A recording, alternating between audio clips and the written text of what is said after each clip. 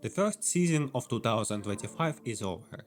Vitality concluded it with a major win as an icing on the cake, making it an absolutely unprecedented run and possibly the best season of all time, while teams like Spirit, Mouse and Falcons tried to catch up and stop them.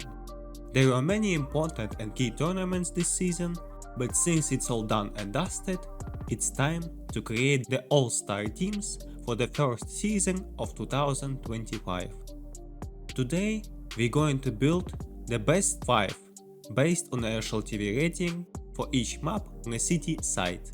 I look at the 19 chosen teams playing on LAN against top 30 and see what kind of teams we get. It's also important that each player has played the map at least 5 times to have a sufficient sample size. Let's start with the most popular map in the map pool, Death 2. It was a home ground for a couple of best teams in the world, but Dong's performance whenever he's on a server was unprecedented. 1.67 rating with an absurd sample size, 21 maps.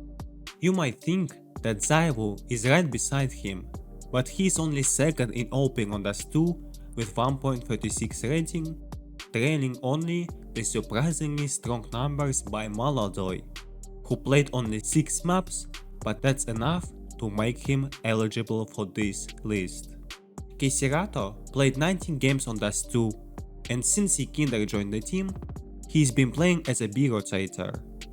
But before that, he was playing more around A and had an impressive 1.32 rating, so he takes a spot over above mentioned Kinder, Ime and Twists as an A rotator. Robs and Siyuhi round out the list, anchoring down the B side and long respectfully. Zywu makes his first appearance on Inferno, being the best player on this map, but what would you say about him having a B rotator with literally the same city side rating while calling his troops? Many say that Apex is still improving individually despite being a veteran, and this might be the best display of it. Flames makes his first appearance on the list, anchoring the side by side with his captain. Joining them is Robs, who has been stellar in a pit position, which makes it a Vitality quartet.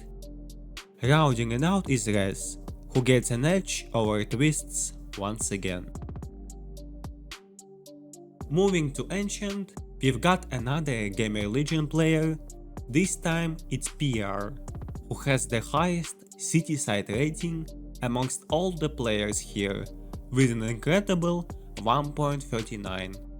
One player had the same rating before switching to a different position, and that's a name you wouldn't expect. It's Stone, who had a 1.39 rating in Cave across 10 games before switching to mid.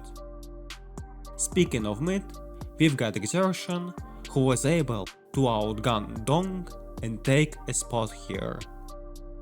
Joining Exertion is his Mouse teammate Torji, who is taking the spot over Device and Dexter. Rounding it out is Heavy God, who stats higher than Nico's last year as a B anchor, which is pretty impressive. Here is a complete all-star team. Donk is back on his home ground, Mirage, with 1.49 rating across 13 maps in Connector. Joining him is Torshi once again, who has the same rating as Zywu, but one more map across the first season. Completing the mid setup is Heroic Star, Zenir, who outshone Zontix here. Flames and Magics took the anchor spots, which are definitely less shiny, especially the A anchor nowadays. Zywu is showing his absolute peak while playing on Nuke, so he takes a spot with the mesmerizing 1.53 rating across 18 maps. Vitality's dominance here was no secret, so Robs and Maisie also joined him to create Vitality Trio. It could have been a quartet, but Flames lost his spot to none other than Yabi, who maintained consistency across 14 games. Yekinder completes the list with an unexpected numbers, outgunning Stan and Dong, though to be fair, he has played much fewer games. The second least played map is Anubis, so we are seeing new faces here. Starting with Monacy, who was just able to squeeze past Simple and make his first and only appearance in All-Star team. Yet he played all his 5 games on G2, since this is a Falcons permaban. Joining him is only FaZe member in those teams, Frozen, who really shows that even while anchoring the B side, you can be a star. Dong completes the B defense on his most hated map, Anubis map. Delete from CS, please. Meanwhile, Twists finally gets into the list and joins Monacy to secure mid. The A anchor is the hardest role of the first season of 2025, which highlights the general difference between spots, and JKS makes a surprising appearance in All-Star teams. Finishing the lineups, we are on our newest map in a map pool, Train. Here, Vitality shows they are incredible not just by mastering what has already been created, but also by studying the newest map and making it their own, securing 4 out of 5 spots. Taking the Ivy spot is once again Stone, who was able to show high impact while playing a less active role. So, who were you surprising to see in the All-Star teams the most?